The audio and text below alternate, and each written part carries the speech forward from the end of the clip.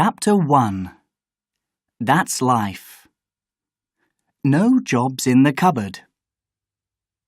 Billy, a young man from London, had no job.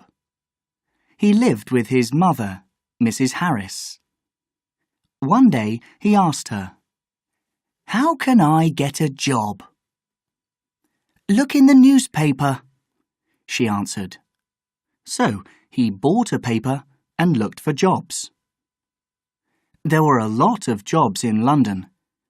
He read the paper from front to back, but most of them were not right for him. Suddenly, he saw a good job in an office, so he wrote a letter to the boss of the office and sent it.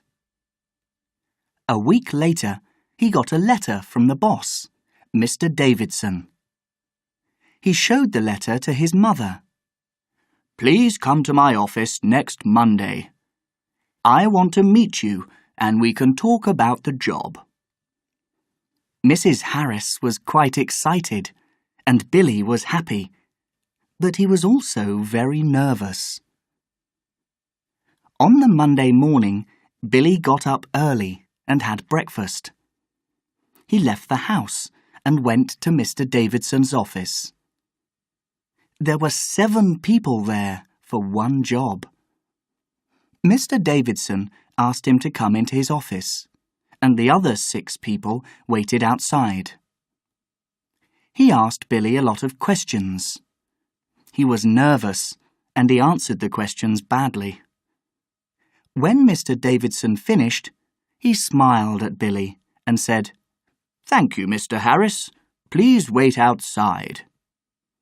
Billy thought, "I didn't answer all those questions very well." He stood up and walked to the door.